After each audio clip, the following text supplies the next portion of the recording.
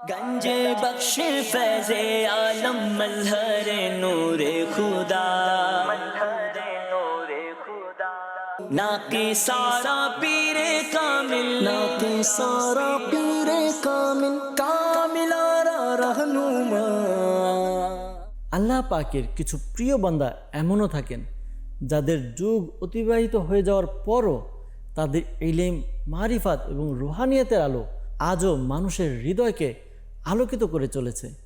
তাদেরই একজন ছিলেন হজরত দাতা গঞ্জবখশ আলী হাজবেরি রহমতুল্লাহ তাআলা আলাইহি।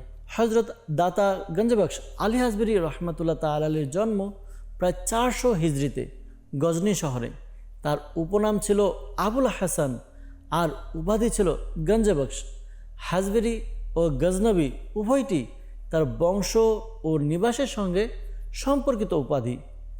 তিনি দ্বীনী ইলম অর্জনের পাশাপাশি রুহানিয়াতের বিভিন্ন স্তর অতিক্রম করেন এবং তাসাউফের সুউচ্চ মর্যাদায় অধিষ্ঠিত হন।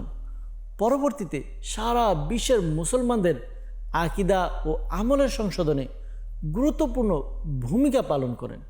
হজরত দাতা গঞ্জবখশ আলী হাজবেরি রহমতুল্লাহ তাআলা আলাইহি ইরশাদ করেন, এমন জীবন যাপন করো যাতে তোমার কারণে কোনো মাখলুক কষ্ট না পায় এবং তুমি নিজেও কোনো মাখলুকের মুখাপেক্ষী না হও।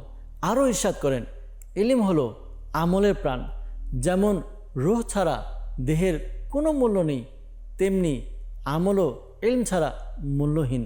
তিনি রহমতুল্লাহ তাআলা আলাইহি আরও বলেন, আল্লাহ পাকের প্রিয় বান্দাদের সান্নিধ্য মানুষকে দুনিয়া ও আখিরাত উভয় জাহানের সফলতা দান করে। আল্লাহ পাকের ভালোবাসা, রসুল করিম সাল্লাল্লাহু আলাইহি ওয়াসাল্লামের আনুগত্য, উত্তম চরিত্র, সুন্নতের অনুসরণ এবং দ্বীন ইসলামের খিদমতে পুরো জীবন অতিবাহিত করার পর 465 হিজরির 20 সফর হজরত দাতা গঞ্জবখশ আলী হাজবেরি রহমতুল্লাহ তাআলা আলাইহি ইন্তিকাল করেন। তার নুরানি মাজার লাহোরে অবস্থিত, যেখানে আজও লক্ষ লক্ষ ভক্ত উপস্থিত হয়ে রুহানি ফয়েজ ও বরকত অর্জন করেন। শতাব্দীর পর শতাব্দী অতিবাহিত হওয়ার পরও তার শিক্ষা আজও মানুষের হৃদয়কে সঠিক পথের দিশা দেখিয়ে চলেছে।